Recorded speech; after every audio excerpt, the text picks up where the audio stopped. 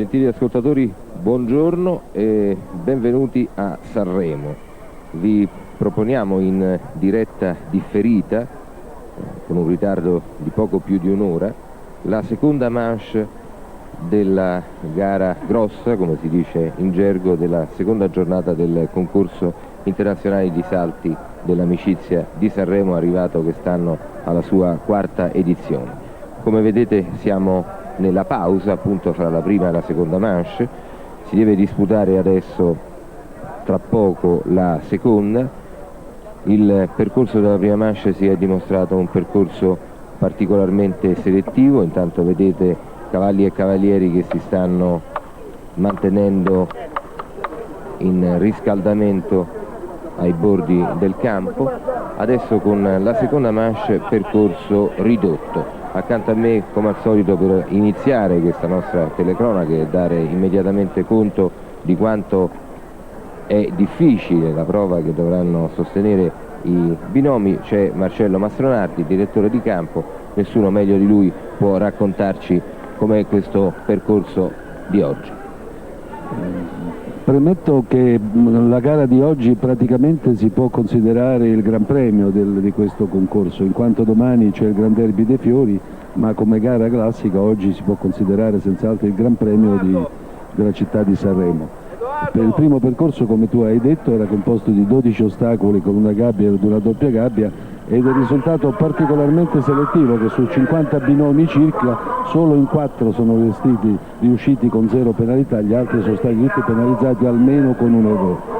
La seconda manche è un percorso ridotto su 8 ostacoli e con una gabbia, con le caratteristiche che, siccome vale il tempo in questa seconda manche, ha delle caratteristiche un po' proprio delle gare a tempo, cioè con delle girate e delle galoppate. Ecco, noi siamo abituati in genere, quando parliamo di Gran Premio, a 2 manche, nel quale la seconda manche è previsto, poi al termine della seconda manche è previsto un barrage a parità di penalità. In questo caso a parità di penalità non c'è barrage. Esatto, in questo caso la formula prevede che nella seconda manche a parità di penalità classifica il tempo della seconda manche, quindi non c'è barrage. È entrato in campo il primo binomio, è il numero 93 di testiera, si tratta di un cavaliere svizzero, Bertrand Darier, che monta Richepierre. 4 penalità nella prima manche, sono entrati appunto soltanto i cavalieri che non hanno commesso errori nella prima manche o quelli che ne hanno commesso uno solo. Adesso seguiamo il percorso, Marcello. Il numero 1 è rimasto lo stesso. Sì, è rimasto invariato, mentre siamo arrivati già a 50 sul numero 2, e qui tagliano subito con una bella galoppata per poter eventualmente andare al tempo, per andare su quello che è il numero 7, che è ancora in verticale, che è di 1,50. Ugualmente quella che era doppia gabbia, che è rimasta gabbia, c'ha un 45 pari l'entrata e un 50 l'uscita. Teniamo conto che la formula di gara prevedeva altezza massima 1,45, quindi già sull'1,50 già abbastanza selettivo, diciamo. Il 4 è un bel verticale che già prima sul percorso base ha selezionato, ma soprattutto quello che ha selezionato prima è stata la linea finale di un Ox con una gabbia di verticali, come hai visto, con un'alternativa di 5 e 6 tempi che ha creato parecchi problemi. Di cui è rimasto soltanto questo ostacolo? Sì, no, è rimasto solo l'11, è stata eliminata la gabbia di verticali. Infatti, finisce Bertrand Darier con 0 penalità nella seconda manche, 4 nella prima manche, totale 4 penalità per il cavaliere svizzero. Il secondo cavaliere a entrare in campo è un altro cavaliere svizzero, si tratta di Fabio Cazzaniga, che monta Chianti. Nella prima manche era entrato prima Chianti di Richepierre, ma nella seconda manche bisogna rispettare l'ordine di partenza previsto dal sorteggio, non si possono concedere anticipi, e quindi entra per secondo Cazzaniga, che poi ha un altro cavallo tra poco, con cui sempre si è qualificato con 4 penalità nella prima manche. Accanto a me c'è anche Michele Della Casa. Michele, allora anche un tuo commento su questo percorso. Percorso molto bello, estremamente selettivo. Ancora una volta il dottor Mastronardi ha messo a dura prova cavalli e cavalieri. Sono usciti soltanto 4 percorsi netti, questo fa sperare in un'ottima seconda manche, in quanto tutti i cavalieri con 4 penalità stanno montando in modo estremamente determinato, perché è ancora tutto quanto possibile con solo 4 binomi se privi di errore. C'è sempre la possibilità che anche quelli che hanno finito netti alla prima manche commettano qualche errore nella seconda, e quindi che quelli che hanno finito con 4 possano recuperare. Esatto, il gioco è ancora estremamente aperto. Non è il caso purtroppo di Cazzaniga, come avete visto c'è stato un errore proprio sull'ultimo ostacolo, finisce con 4 penalità anche nella seconda manche Chianti, e quindi un totale di 8 penalità, 55 e 45 il tempo di Cazzaniga nella seconda manche. Il prossimo binomio che dovremmo vedere è il successivo 4, e dovrebbe essere, appunto, come dicevo, di nuovo Fabio Cazzaniga che monta Agent 4. Dovremmo aspettare quindi un po' di tempo per consentire a Cazzaniga di rimontare su un altro cavallo, di avere qualche secondo di tempo per il riscaldamento. Il terreno, le condizioni del terreno, Marcello? Direi senz'altro buone. Il terreno ha migliorato molto in questi ultimi 2 anni, è molto inerbato, grazie a Dio il tempo ha assistito senza pioggia, per cui come fondo direi che non c'è da lamentarsi, è piuttosto buono. Certamente gli ostacoli un po' fissi, tipo il fosso e la riviera, risentono, perché essendo fissi hanno un po' ceduto sulle battute sia di dove partono che dove si ricevono i cavalli, ma il resto direi che, se non ottimale, comunque buono, senz'altro buono il fondo. Io approfitterei di questa pausa alla quale siamo costretti per parlare un attimo con Andrea Riffeser. Nel corso dell'ultima diretta che abbiamo fatto da Palermo, il presidente della Federazione Checcoli ha annunciato una grossa novità per il prossimo anno, questa Coppa Italia a squadre, come è stata chiamata, ma mi pare che adesso però ha già cambiato nome.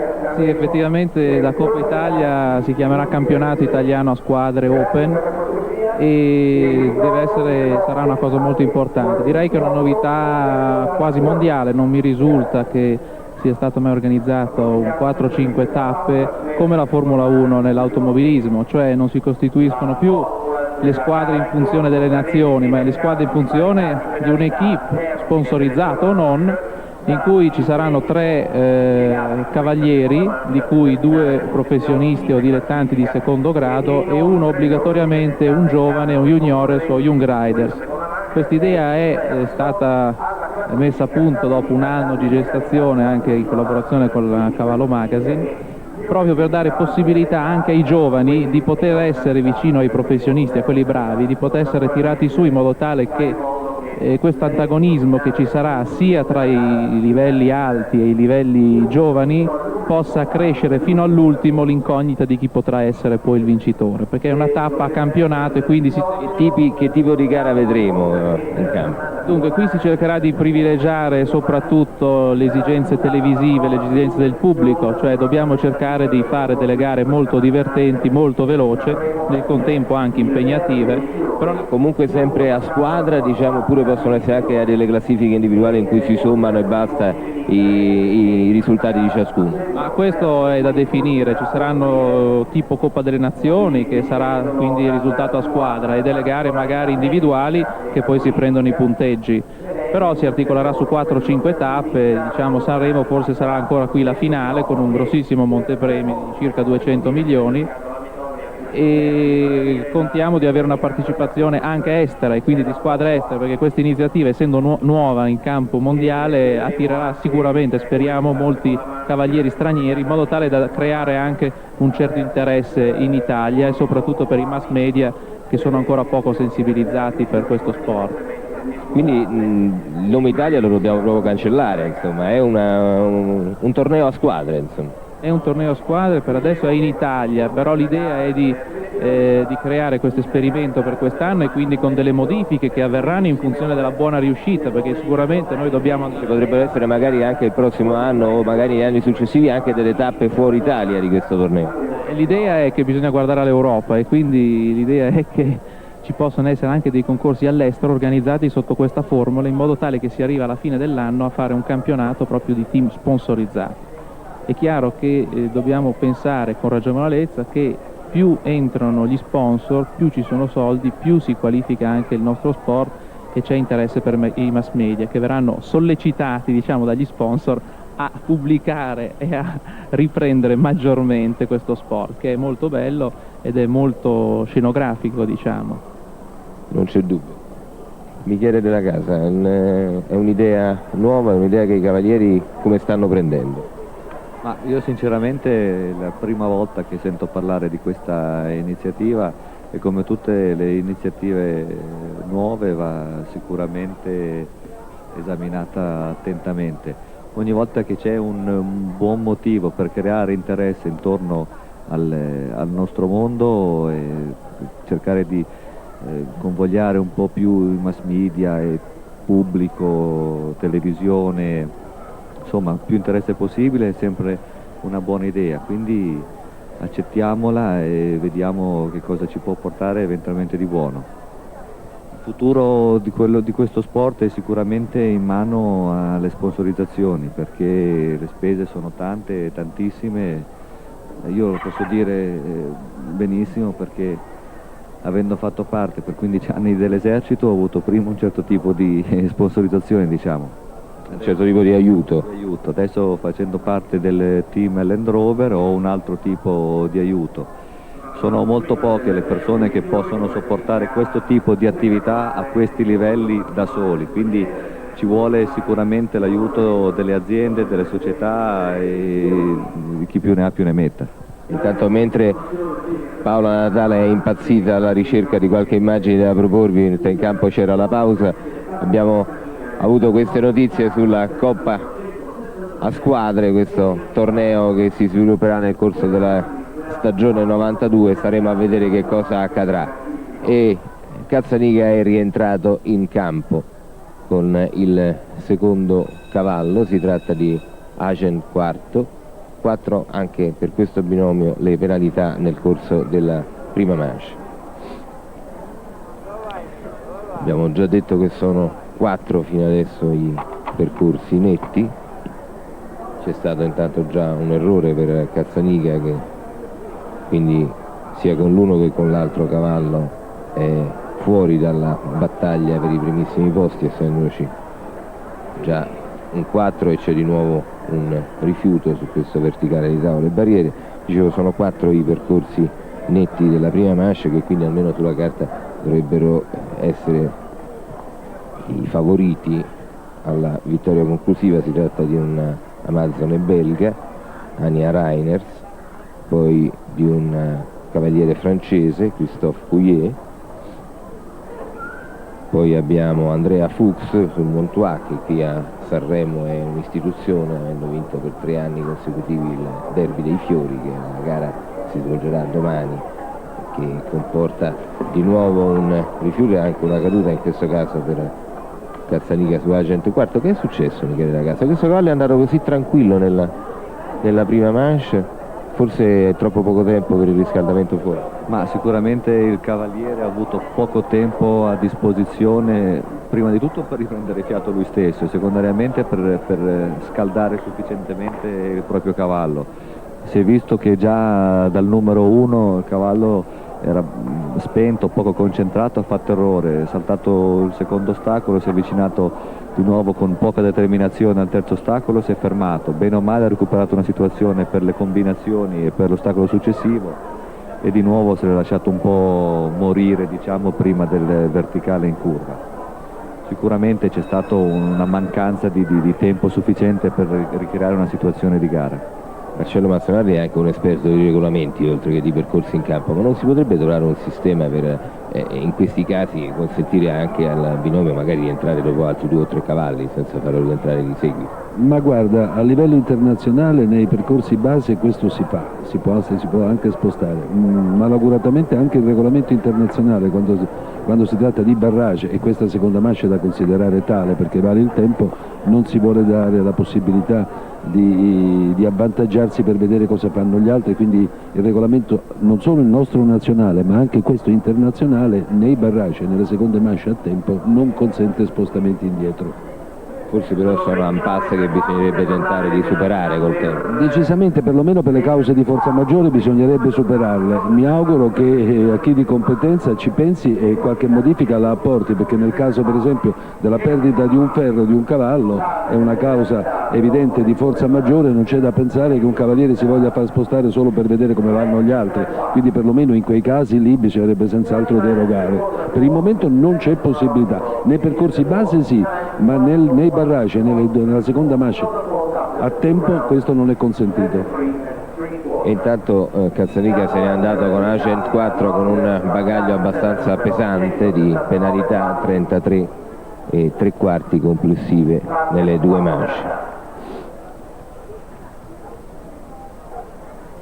In campo adesso è il numero 169, si tratta di un cavaliere italiano, un giovanissimo, l'abbiamo visto proprio all'inizio del mese di ottobre alla finale del campionato italiano Young Riders a Vicenza. Norbert Vaccari monta Buddy, 4 naturalmente anche per lui le penalità nella prima manche. Adesso ha affrontato l'unica combinazione rimasta, una gabbia che è residua della doppia gabbia precedente. C'è purtroppo un errore su questo largo di barriere gialle e rosse, questo passaggio di sentiero, quindi sono già 8 complessivamente le penalità per Vaccari, che adesso si avvicina a questo ostacolo sormontato da Garitte e finisce senza altri errori Norbert Vaccari su Buddy, quindi sono 8 le penalità complessive per questo binomio. Dicevo, abbiamo accennato ai 3 percorsi netti dei 4 che abbiamo avuto nella prima manche, mancava da citare soltanto l'ultimo, che è quello di un'altra amazzona svizzera, Ursula Gutt su Good Time, binomio che ha vinto la gara importante di ieri e quindi con il netto di oggi sta mettendo alcune ipoteche sicuramente alla qualificazione di domani, che è già ottenuta in pratica con la vittoria di ieri, la qualificazione per partecipare alla gara di domani, e poi anche alla vittoria di questo derby dei fiori che sembra stregato dalla amazzone svizzera Andrea Fuchs. Cavaliere in campo in questo momento è il numero 14, sempre un cavaliere svizzero, Paul Esterman, che monta Sienne, 4 penalità nella prima manche, fino adesso è netto e sta facendo un percorso veramente notevole, salta molto bene. Sì, è veramente un piacere da vedere questo binomio, perché la posizione del cavaliere è sempre perfetta e tempestivo negli aiuti e negli interventi. Il cavallo ha veramente fatto un bellissimo percorso. E abbiamo un altro 4 complessivo, il secondo fino adesso.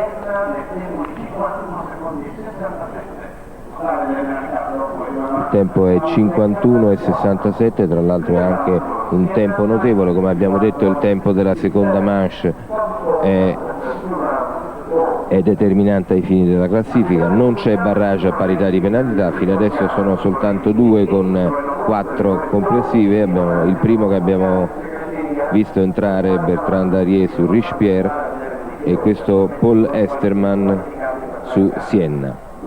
51,67 il tempo da battere per 4 penalità complessive. Adesso è il momento di un'altra Amazon, svizzera anche lei, Lorenz Schneider, monta Alcaraz.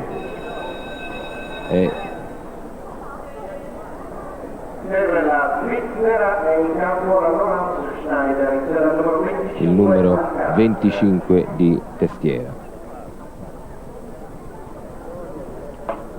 Il numero 1 è un ostacolo con un certo invito, dovrebbe consentire un approccio graduale con le difficoltà del campo.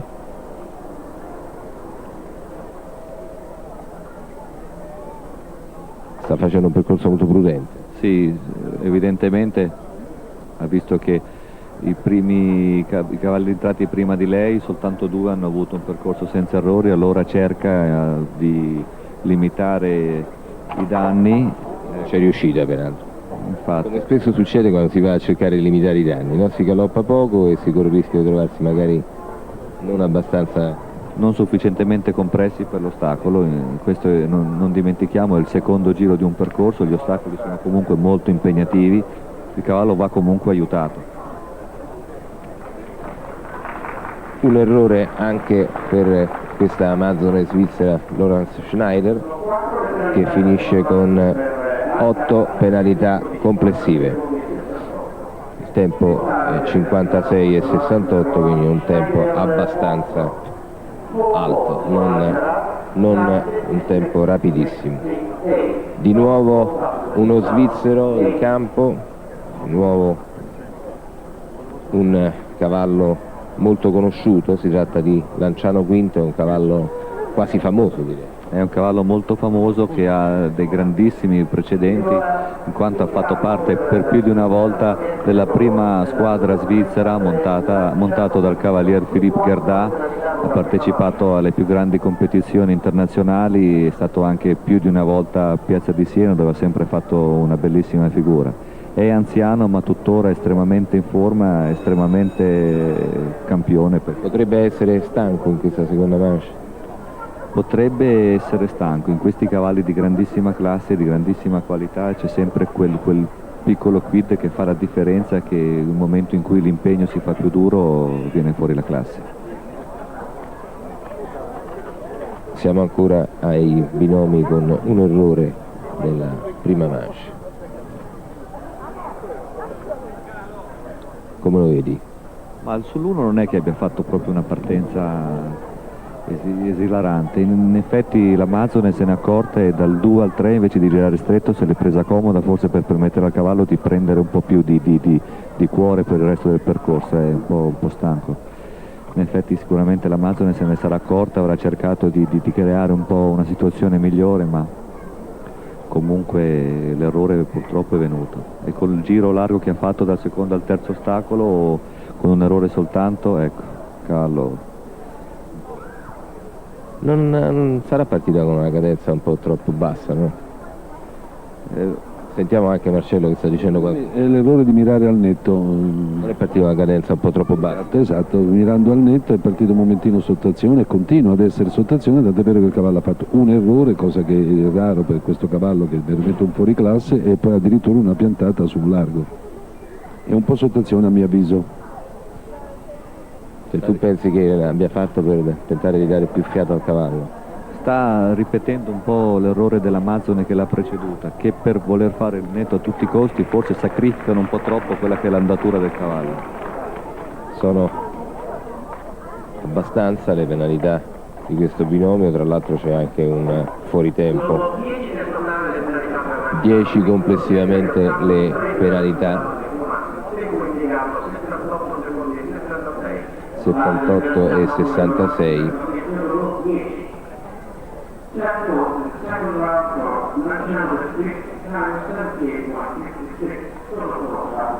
Per Lanciano Quinto.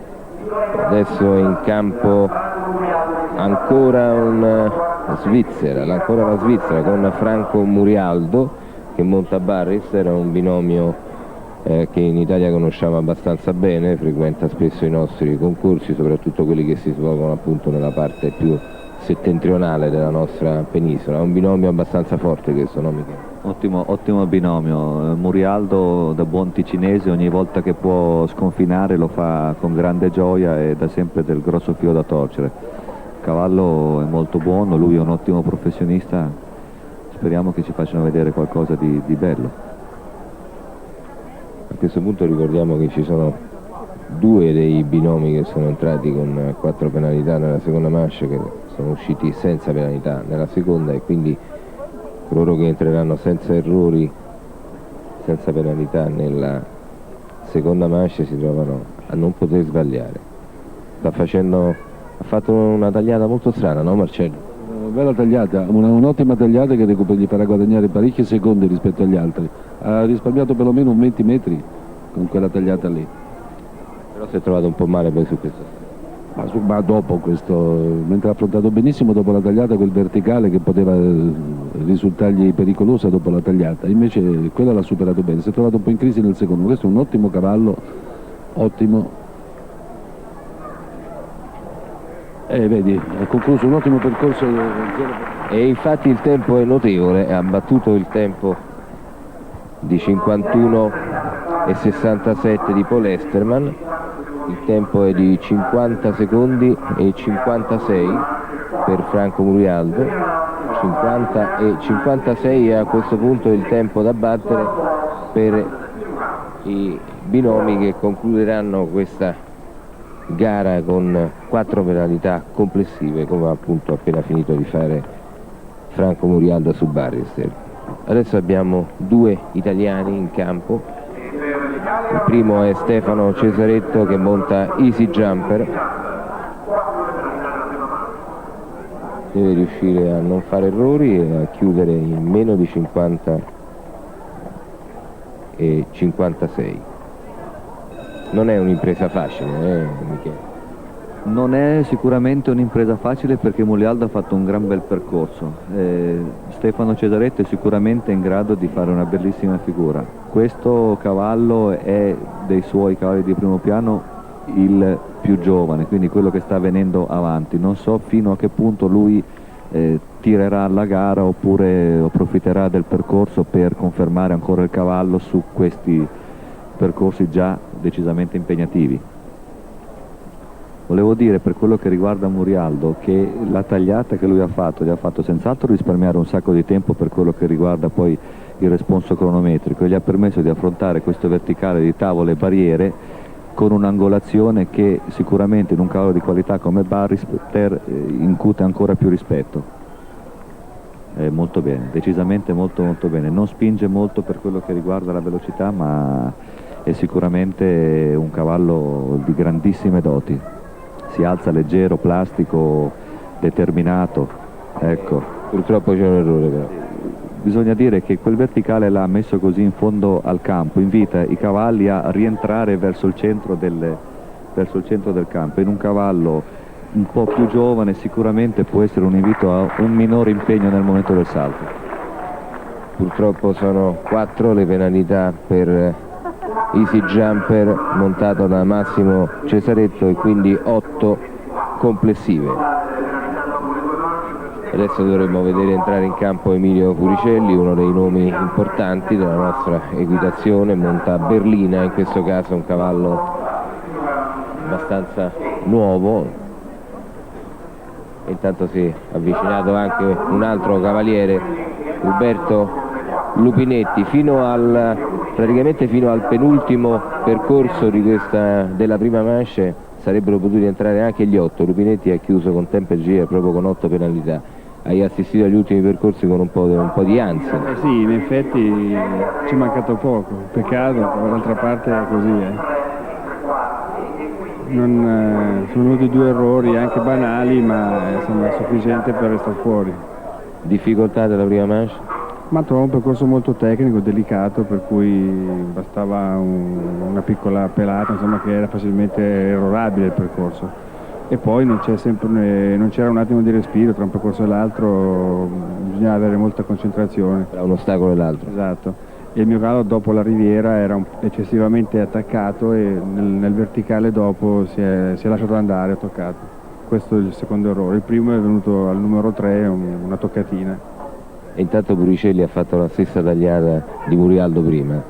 Emilio è un garista per natura, qualsiasi gara entra giustamente il suo spirito gli impone di cercare la vittoria, anche se magari non ha...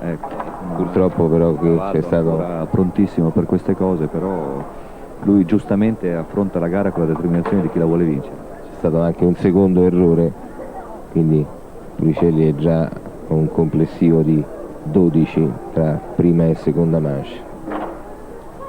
Io penso che vadano sempre lodate queste manifestazioni dei cavalieri che comunque cercano di vincere la categoria, fa onore a loro e a chi li guarda.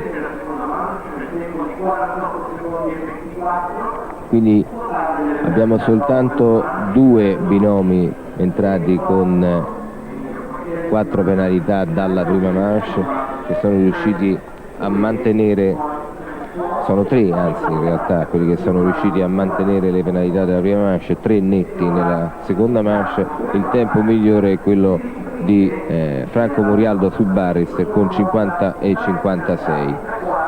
Adesso abbiamo in campo un cavaliere, un binomio intermedio diciamo, perché con 3 penalità e 3 quarti, cioè con una piantata nella prima manche e con un leggero fuoritempo, si trova a essere fra i netti e quelli con 4 penalità. Se fa netto è già in testa alla classifica. Sì, se fa netto è in testa alla classifica ed è un binomio scomodo, in quanto con 3 penalità e 3 quarti si mette davanti tutti quelli con 4 e agli altri 4 binomi gli basta un errore per essere dopo di lui, quindi dal punto di vista strategico diciamo è scomodo. Devo dire che di tutti quanti i binomi partiti con 4 penalità soltanto 3 hanno ottenuto un percorso senza errori. Questo potrebbe tranquillizzare un po' di più i 4 cavalieri con 0, che non c'è tantissima concorrenza. Questo potrebbe essere uno di quelli che impensierisce di più di tutti. Chi sta facendo una girata larghissima. Sì, lui proprio deve cercare assolutamente di fare 0, assolutamente. Anche il più lento di tutti, ma non ha nessuna importanza, perché con un errore si salva. Oddio, bisogna che faccia anche deve stare attento a tempo, a non andare fuori tempo, bisogna che faccia attenzione a questo, senz'altro. Con 3 e 3 quarti basta un quarto di penalità per raggiungere le 4 penalità degli altri. Fuori tempo sarebbe quindi il più lento di tutti quelli con 4. Siamo al terzultimo ostacolo, per adesso non ci sono errori, il tempo è di 50 secondi in questo momento, il tempo massimo è di 67 secondi. Prende di nuovo una girata piuttosto larga, siamo a 60 secondi, non ci sono errori all'ostacolo e chiude in 65 e 40, quindi nel tempo ha calcolato molto bene, direi. Per il rotto della cuffia. Quindi è in testa alla classifica questo cavaliere, naturalmente classifica provvisoria, questo cavaliere francese Philippe Linger, che chiude con 3 e 3 quarti e con il tempo di 65 e 40. 3 e 3 quarti il complessivo bagaglio di penalità, il tempo è 65-40, è un tempo piuttosto alto, ma non aver commesso errori sul campo gli ha consentito intanto di superare tutti quelli che avevano commesso un errore fra la prima e la seconda manche. Male che vada è quinto. Male che vada è quinto. Adesso bisogna vedere quanti di questi qua con 4 penalità partono per vincere. Con 0 penalità, chiedo scusa, partono per vincere la categoria e quanti cercano di non fare errori. Lupinetti, siamo in grado di fare una previsione?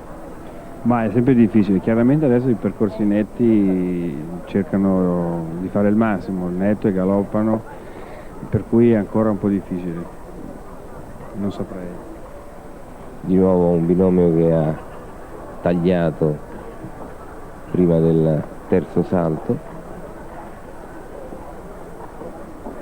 La Amazon in campo è la prima che è entrata nella prima manche, Anja Reiners, belga, monta Sterndeuter. Aveva fatto un tempo piuttosto alto, qui sta rischiando parecchio, però si è poi portata verso l'esterno. Non ha commesso errori, fino adesso è netto, il tempo è buono, siamo a 50 secondi, chiude molto bene, 52,07 il suo tempo nella seconda manche, e a questo punto per vincere bisogna non commettere errori, uscire senza errori dal campo in un tempo inferiore a 52 secondi e 07.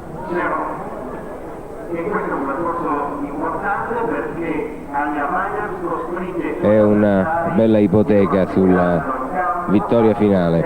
Non è un tempo proibitivo perché abbiamo visto che l'hanno già preceduta a binomi più veloci e bisogna comunque fare percorso netto. Adesso abbiamo un cavaliere francese, Christophe Couillet, monta Cyrano de Fontaine.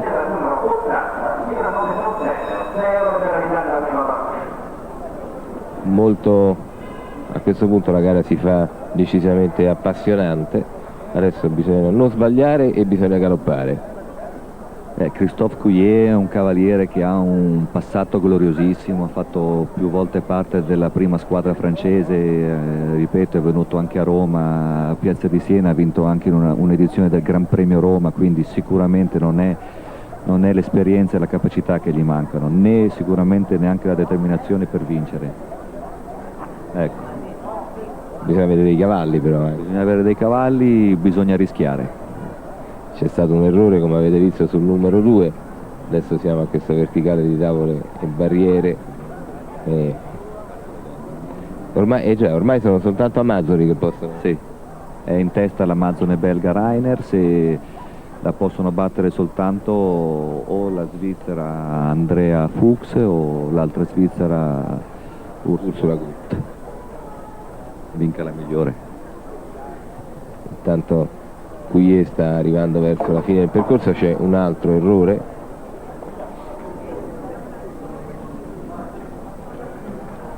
Finisce con un tempo che era migliore di quello dell'Amazzone belga, 51,20, ma con le 8 penalità della seconda manche è chiaramente fuori dai primissimi posti in classifica.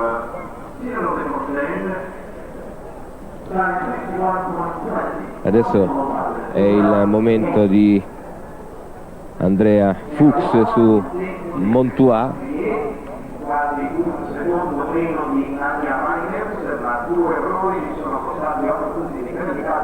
Viene praticamente per vincere Andrea Fuchs qui a Sanremo. Sarebbe, se si porta via anche la gara di oggi, a parte domani, diventa veramente una sorta di mito qui. Senz'altro, e poi proverà anche la gara di domani, anche perché l'ha già vinto 3 volte, direi che ci prova nel Gran Premio e nel derby anche domani. È molto in forma, una ragazza che monta molto bene, ha sempre dei buoni cavalli, per cui è giusto che sia così.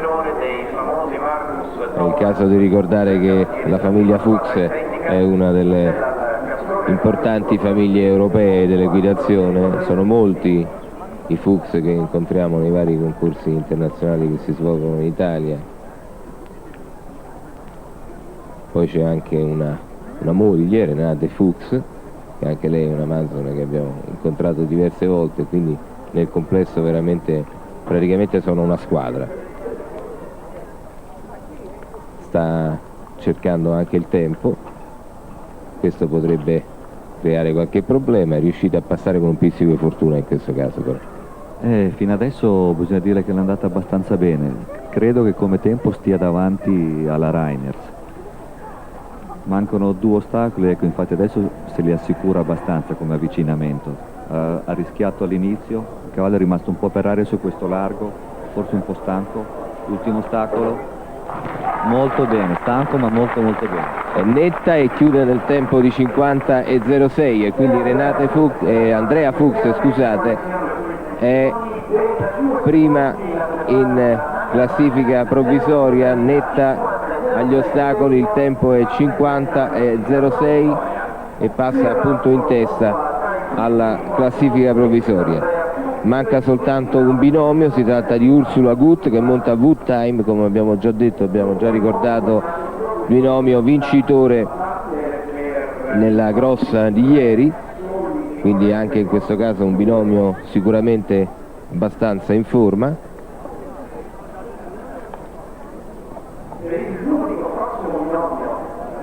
È l'unico che può in qualche modo mettere in pericolo il primato di Andrea Fuchs.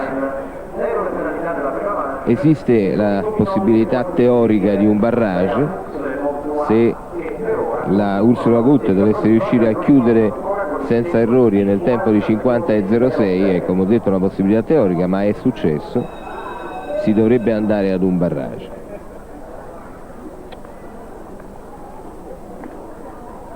C'è molta tensione anche nel pubblico. La situazione per Ursula è un po' difficile in quanto Andrea ha sicuramente galoppato, quindi lei non è che può tergiversare, infatti parte molto determinata e a questo punto i rischi diventano sempre maggiori. E infatti c'è l'errore e quindi a questo punto in pratica la gara è già finita, ha vinto Andrea Fuchs questo Gran Premio di Sanremo con quel bellissimo percorso netto che abbiamo visto, che peraltro è stato anche un po' aiutato dalla fortuna, ciò che non è stato per Ursula Guth, nel tempo di 50,06. Sta avvicinando alla parte finale del percorso la Mazzole svizzera, che ha fatto peraltro una bella gara. Il tempo era comunque superiore, 50,19, anche se fosse rimasta senza errori avrebbe comunque vinto Renate Fuchs con il suo 50,06.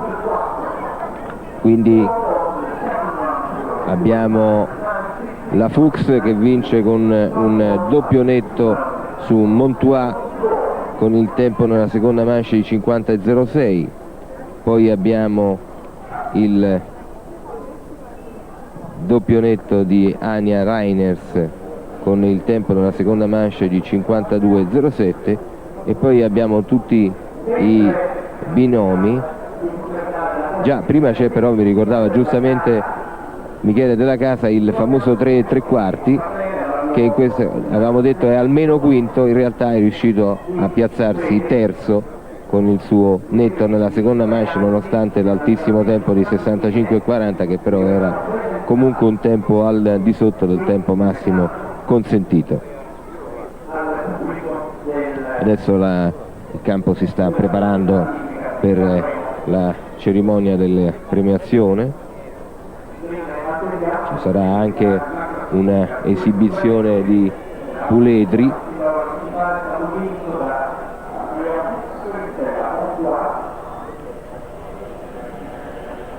Andrea Fuchs, come ho già detto, è un personaggio estremamente noto qui a Sanremo, con le sue 3 vittorie in tutte e 3 le edizioni dei Derby di Fiori che si sono svolte nel corso delle passate stagioni. È la beniamina del pubblico sanremese e anche oggi, come avete visto, ha dimostrato di essere assolutamente in forma e in grado di battere qualsiasi dei binomi presenti. Roberto, abbiamo annunciato ai nostri ascoltatori questa Coppa a squadre. Allora, sarà interessante sicuramente. Per voi cavalieri sarà un modo diverso forse di entrare in campo, o per voi resta sempre tutto uguale? Credo che sia sicuramente una novità interessante. Per noi sarà anche più divertente al massimo, visto che lo possiamo paragonare a un campionato di calcio, le varie squadre che si incontreranno. Perciò penso che ci sarà del movimento, insomma, diversi team. Per adesso io faccio parte del team Horses e ci saranno anche altri giovani cavalieri, perché ogni team sarà composto da 6 cavalieri e la squadra sarà fatta da 3 più 3 di riserva, per cui la trovo sicuramente un campionato interessante per l'anno prossimo. Ci sarà un anno, insomma, di rodaggio, è chiaro. Sarà una campagna acquisti magari all'inizio della stagione. Eh sì, adesso comincerà il calciomercato. Anche questa sarà un po' una novità nel vostro mondo, no? Sì, sicuramente. Lo trovo divertente, insomma, per questi motivi. Saranno un po' di scambi, cavalieri che probabilmente a metà anno interrompono, passano all'altra squadra. E la squadra sarà dichiarata, diciamo, all'inizio della stagione o c'è la possibilità di cambiarla nel corso dell'anno? No, sinceramente ancora non è chiaro. Non è tutto così stabilito. Non è stabilito, però penso che all'inizio dell'anno si sapranno già le varie squadre e per tutto l'anno i Cavalieri fanno parte solo di questa squadra. Intanto vedete inquadrati i puledri di cui vi parlavo, si tratta tutti di puledri di grandissimo prestigio, sono puledri di un allevamento specializzato nel cavallo da salto ostacoli. Molti anzi 4 o 5 addirittura sono figli di Joyeux d'Or, che è stato uno dei più grandi cavalli che abbiamo visto nella nostra equitazione. Sono nati nell'87 e nell'88, c'è anche un maschio fastoso che è nato nel 90.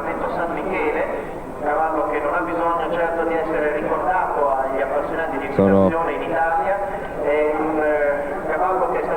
puledri, ma sono puledri già molto molto importanti. Sono molto belli, no Michele?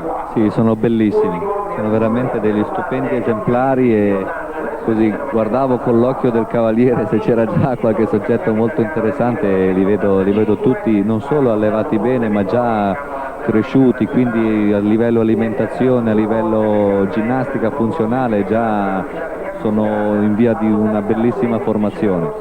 Intanto si è avvicinato Domizio Villa, che di questo concorso di Sanremo è sicuramente la parte, perlomeno sicuramente la parte più affaticata, no Domizio?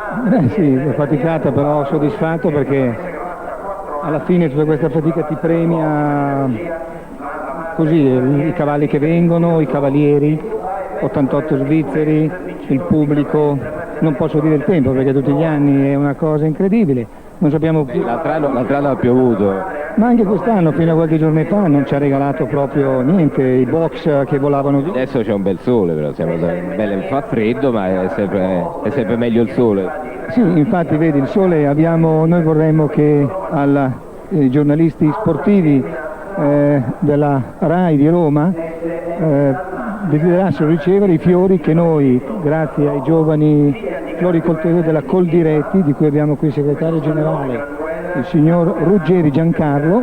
Io ringrazio a nome della testata giornalistica sportiva. I fiori di Sanremo sono famosi. Quanti fiori abbiamo qui a Sanremo dal concorso ippico? Alcune migliaia, no? Alcune migliaia certamente, perché sono fiori tutti di produzione locale. Ci sono degli iris, gladioli, strelizie, rose, garofani, crisantemini, verde ornamentale, fronde recise, insomma ce n'è un po' un purpurì di fiori per cercare di dare del colore e propagandare soprattutto i prodotti che vengono prodotti da noi qua in zona dai nostri ragazzi. Che fiori sono?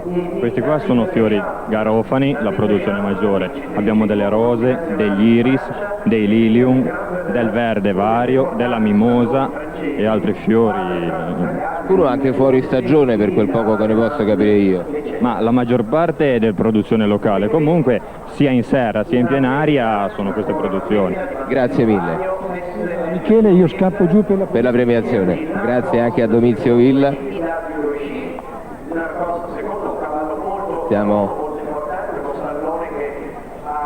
Tanto vedete altri fiori inquadrati.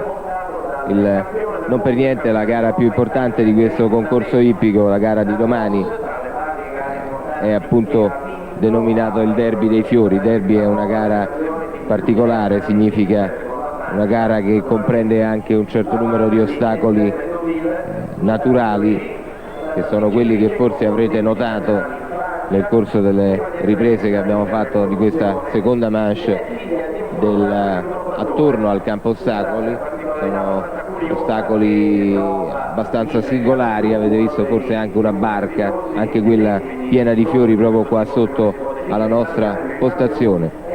E poi c'è un percorso, un vero e proprio piccolo percorso di campagna in una zona del campo che è leggermente più bassa del campo in erba, del campo ostacolo in erba, dove ci sono anche lì ostacoli naturali che domani i binomi dovranno affrontare in una gara che è particolarmente lunga.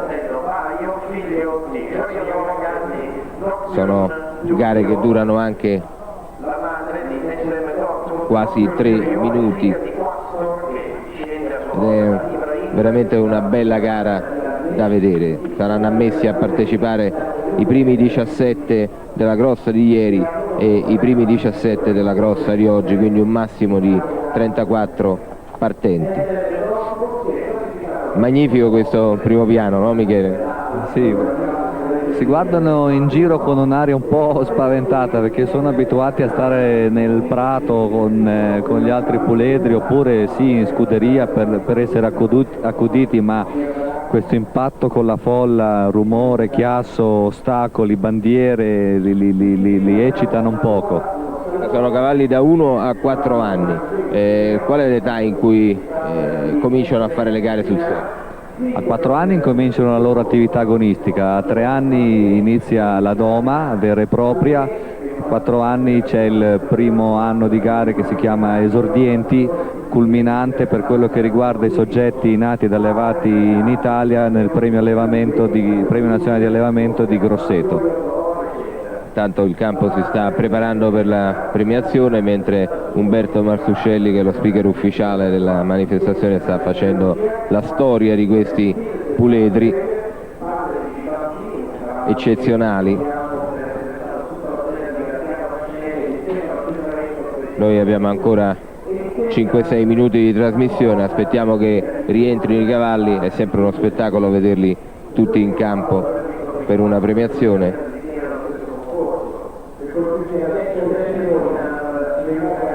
Sanremo è anche un po' la fine della stagione, no Michele? Pressoché sì.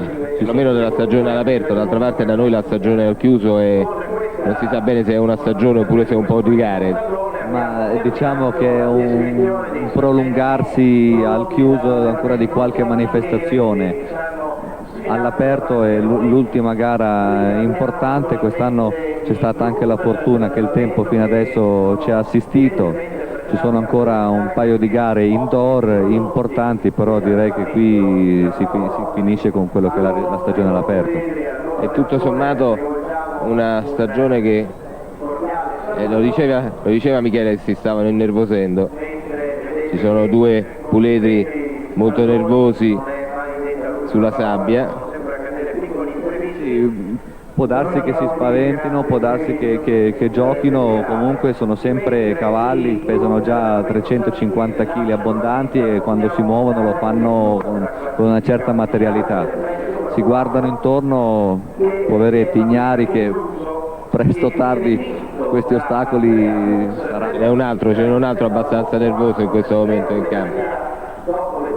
Dicevamo tutto sommato una stagione che si è conclusa forse un pochino meglio di quella precedente per l'equitazione italiana, no Michele? Non ci sono stati grandissimi successi internazionali, però ci sono stati molti piazzamenti importanti, forse qualche cosa sta cominciando a ritornare a galla. Sì, una stagione che io definirei positiva, non eclatante ma positiva. Non dimentichiamo che l'anno prossimo è l'anno delle Olimpiadi, bisogna fare il meglio per allestire una squadra che ci faccia fare una bella figura. Abbiamo ancora qualche minuto e vediamo rientrare i binomi in campo. Quella che vedete inquadrata è proprio Andrea Fuchs, è lei la vincitrice del Gran Premio di Sanremo, è lei che domani cercherà di battere un record, anche se nessuno glielo può per ora contendere, sono soltanto sue le vittorie del Derby dei Fiori, cercherà di arrivare alla quarta. I cavalieri si stanno piazzando per la premiazione. Al secondo posto abbiamo detto abbiamo la belga Anja Reiners, al terzo posto il francese Philippe Linger con 3 penalità e un quarto.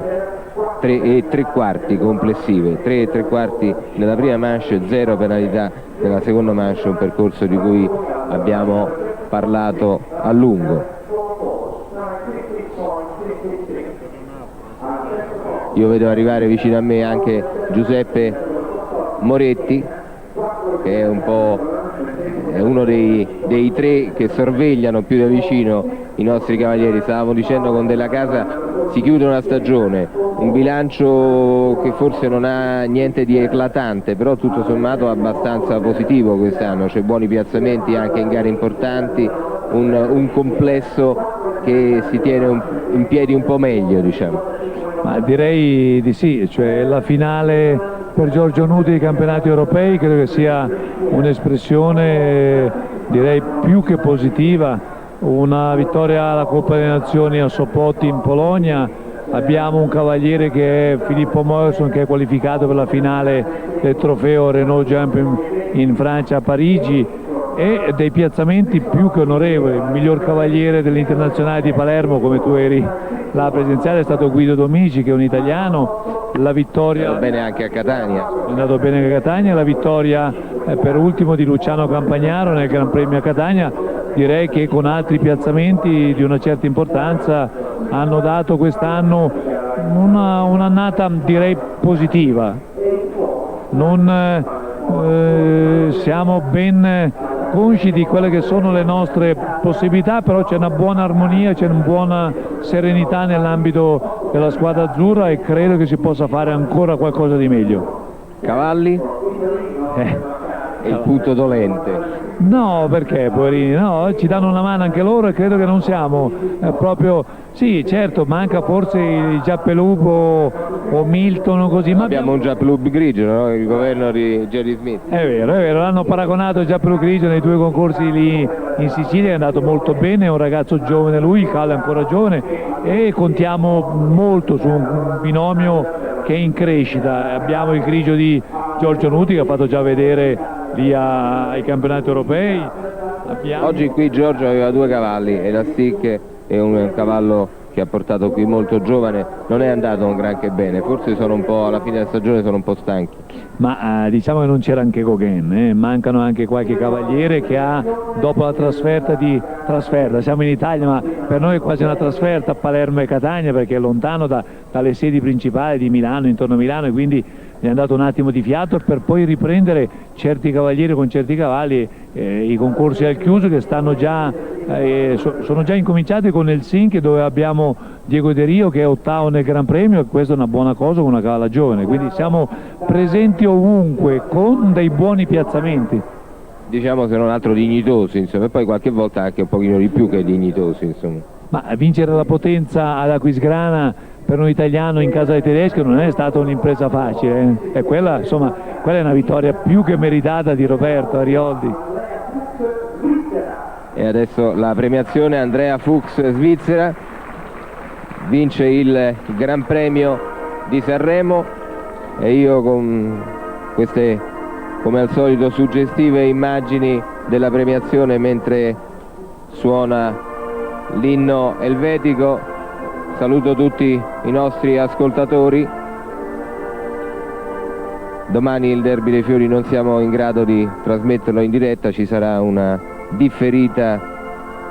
sintesi in differita lunedì pomeriggio. Grazie a tutti, grazie anche a tutti quelli che come sempre mi hanno aiutato in questa telecronaca, e appuntamento con le prossime manifestazioni degli sport equestri. Grazie a tutti e buon proseguimento di serata.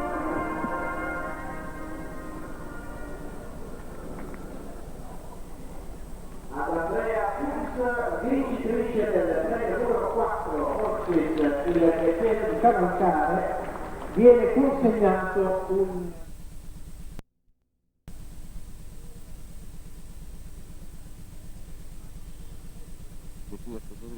Bentornati a Sanremo, vi proponiamo una fase della gara conclusiva, la gara più importante di questo CSA di Sanremo, il Derby dei Fiori. È in campo in questo momento Andrea Fuchs sul Montois, il binomio che per 3 anni consecutivi dalla nascita di questo concorso si è aggiudicata appunto questa gara conclusiva. Fino adesso ci sono 3 percorsi netti. Primo in classifica provvisoria è Juan Carlos Garcia su Sri Lanka di San Patrignano, che ha terminato la gara senza errori agli ostacoli con il tempo di 128 secondi e 95. È una gara, come già avete potuto constatare, molto particolare. Ci sono ostacoli anche disposti fuori dal campo in erba. Si esce dal campo 2 volte, una parte l'abbiamo già vista. Adesso siamo circa a metà gara. Al fosso la Fuchs ha impiegato 57 secondi per arrivarci, l'intertempo è piuttosto buono. Questa è una seconda combinazione, una prima l'avevamo vista prima della uscita dal campo, è riuscita a passare anche su questo largo dove è arrivata non imperfetta, e purtroppo c'è un errore nell'ostacolo che si deve superare per uscire la seconda volta dal campo, e quindi questa volta Andrea Fuchs, Renate è la cognata, non sarà prima in questo derby dei fiori. Adesso si riesce di nuovo, questa volta proprio si esce dal campo ostacoli, siamo in una sorta di giardino che è adiacente al campo, c'è un altro errore al numero 15, quindi la Fuchs ha già 8 penalità, e con l'ostacolo numero 17 che vediamo inquadrato adesso si rientra davanti alle tribune. C'è addirittura finale in sabbia con un fosso che è stato saltato adesso, e poi con l'ostacolo conclusivo che è la consueta barca che conclude il percorso. La Fuchs finisce in 127,64, il tempo è piuttosto buono, le avrebbe consentito di passare in testa alla classifica provvisoria, ma sono 8 le penalità per Andrea Fuchs, quindi è ancora primo in classifica provvisoria Juan Carlos Garcia su Sri Lanka di San Patrignano, seconda è una amazzone francese Véronique Marquet su Pandore Dupré, e terzo l'altro percorso netto Franco Murialdo su Barris. In questo momento entra in campo Filippo Moyerson sull'Oropiana Acorn, è il campione italiano 1991, si è aggiudicato il campionato nella quinta prova del campionato italiano sul grande ostacolo che si è svolta a Vicenza. Era anche lui nella squadra che ha vinto la medaglia d'oro ai Giochi di Atene. Io però vorrei che questo percorso lo commentasse Marcello Mastronardi, che è qui accanto a me, che così ci spiega anche le particolarità, le stranezze di questo derby. Ma più che stranezze sono un percorso caratterizzato proprio dalla formula di gara, cioè che è un derby, le cui difficoltà, più che sulle entità o difficoltà tecniche, sono costituite proprio dalla lunghezza, perché sono circa 1000 metri con ben 23, sono 19 ostacoli e 23 salti, quindi quello costituisce a mio avviso la maggiore difficoltà, anche perché ci sono delle distanze molto... C'è purtroppo un errore di Moyerson sull'ostacolo d'uscita, è caduta una barriera. Un ostacolo che non ha creato molti problemi agli altri, ma purtroppo quando il diavolo ci mette la coda, forse uno degli ostacoli meno errorati l'ha toccato Filippo. Mi pare che il tempo di Filippo fino a questo momento sia abbastanza buono. Ecco, peraltro questo è un talus, no? Un doppio talus, perché si sale e poi si riscende. In gergo è chiamato doppio talus proprio perché ci sono 2 volte i dislivelli. È un ostacolo particolare, è un ostacolo chiuso, che vuol dire? Chiuso essendo una combinazione, nel senso che se per caso il cavaliere dovesse fare errore o fermarsi... C'è anche un altro errore in questa combinazione per il binomio Moyerson-Acorn, vale forse la pena ricordare un attimo che questo non è il primo cavallo di Moyerson. Decisamente no. Dicevo ostacolo chiuso, cioè tutti gli ostacoli combinati, cioè gabbie e doppie gabbie, in caso di piantate o di rifiuti bisogna ripeterli tutti. In questo caso ostacolo chiuso deve ripartire dal punto in cui è fermo, quindi ove si dovesse fermare sotto la tenda è da lì che deve ripartire. Non può uscire. Non può riuscire, esatto, e quindi deve ripartire da dove si è fermato. È una delle caratteristiche normalmente dei percorsi di campagna o dei derby. Percorso, ripeto, più che difficoltà, più che di entità o di questioni tecniche, proprio rappresentato dai dislivelli e soprattutto dalla lunghezza e dal numero dei salti. Siamo sulla dirittura finale, questo è il fosso sotto le tribune, l'ultimo ostacolo costruito su una barca, chiude in 121,56, il miglior tempo di tutta la gara fino adesso, purtroppo con 8 penalità. Peccato, il miglior tempo fino adesso di tutta la gara, ma abbiamo visto 2 errori per Filippo Moyerson, di cui uno quel ostacolo all'uscita dal campo, e c'è qui accanto anche Emilio Puricelli, veramente un errore molto molto banale, no Emilio? Filippo ha dovuto attaccare un po' il salto perché il cavallo non avanzava, vedeva questo salto un po' colorato con lo striscione, ha messo un po' pressione per riuscire a passare di là e il cavallo si è un po' appiattito. E adesso in campo François Franzoni su Nino d'Eracle, cavaliere francese, è uno dei cavalieri transalpini che più spesso frequenta i nostri concorsi, più volte anche in squadra. Proviene nel suo curriculum, proviene dal settore del completo, quindi dovrebbe essere in qualche modo favorito in una gara come questa, particolarmente lunga e che comprende anche ostacoli naturali.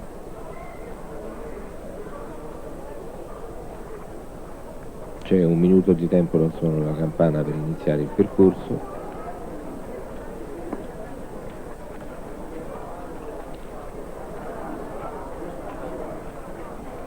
È una gara che va affrontata con uno spirito particolare, Puricelli.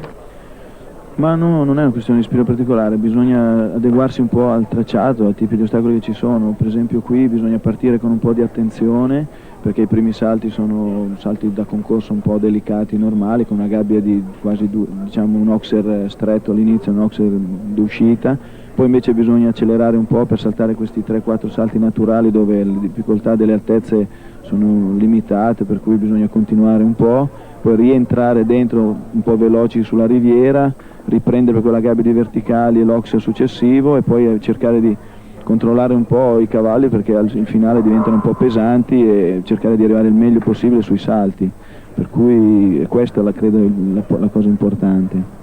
È faticoso anche per il cavaliere arrivare alla fine? Ma io non lo so perché ho finito un pezzo prima della fine, perché è stata una caduta. Sono venuto giù un po' forte dal salto in discesa, ma ho visto gli altri miei amici che finivano con un po' di fiatone.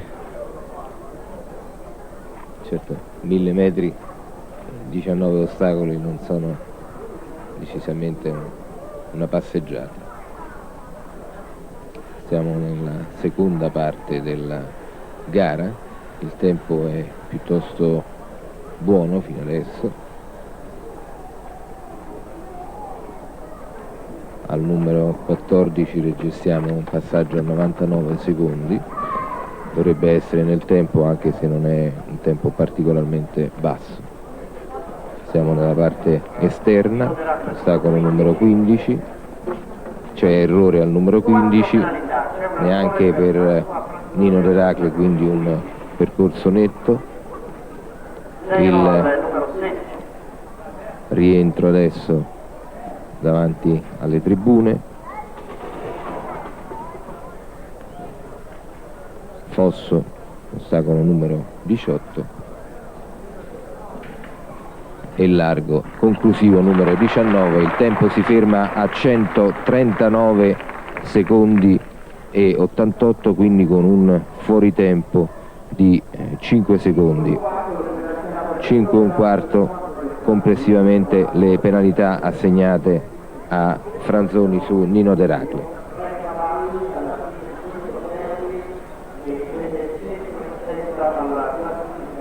Ursula Gut su Good Time. Sono soltanto 3, lo ripetiamo, i percorsi netti in questo difficilissimo derby dei Fiori edizione 1991.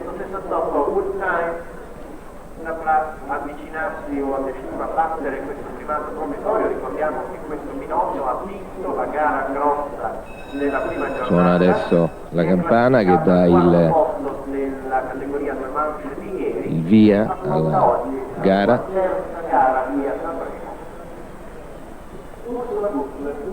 Questa notte a piovuto, qui a Sanremo adesso il tempo è nuvolo ma non piove, il terreno è buono, Marcello? Buono, anzi ti dirò che la pioggia di stanotte, di questa mattina, gli ha fatto più bene che male. Il terreno, il fondo comunque è molto buono perché è molto innervato, pieno di gramigna e quindi ha retto egregiamente alle 3 giornate di gara, tenuto anche conto che il numero dei cavalli è piuttosto elevato, siamo oltre i 150, circa 160 cavalli che sono passati in questi 3 giorni.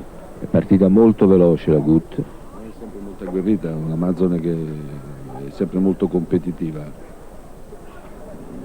Qui c'è una girata un po' larga, ha perso qualche metro, aveva galoppato. Se la conosciamo bene li recupera senz'altro perché è un'Amazzone di solito che fa dei percorsi molto veloci e poi è molto determinata e molto competitiva. E adesso il fosso montato sulla riviera, anche questo è un ostacolo che è stato molto errorato con i cavalieri.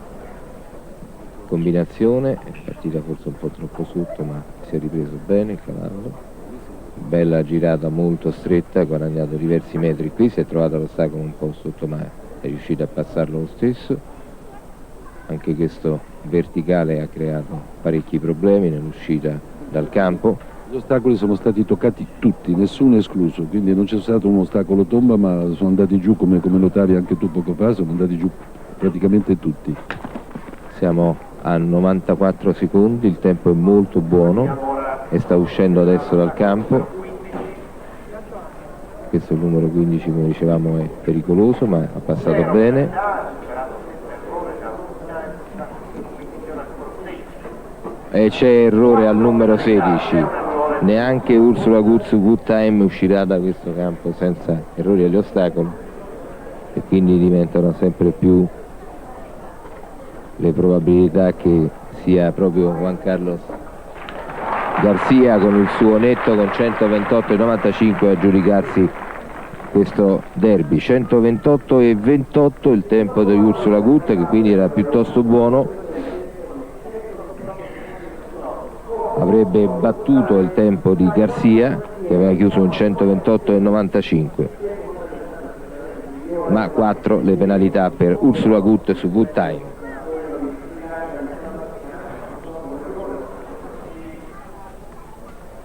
Ed eccoci, la gara è finita, siamo alla premiazione.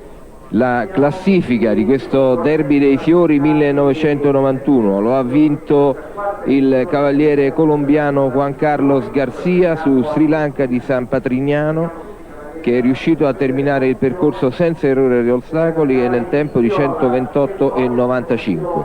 Al secondo posto un'Amazzone francese, Véronique Marquet. Intanto rivediamo la parte finale del percorso di Garcia. Dicevo, a seconda Véronique Marquet su Pandore Dupré, sempre con 0 penalità agli ostacoli nel tempo di 133,66.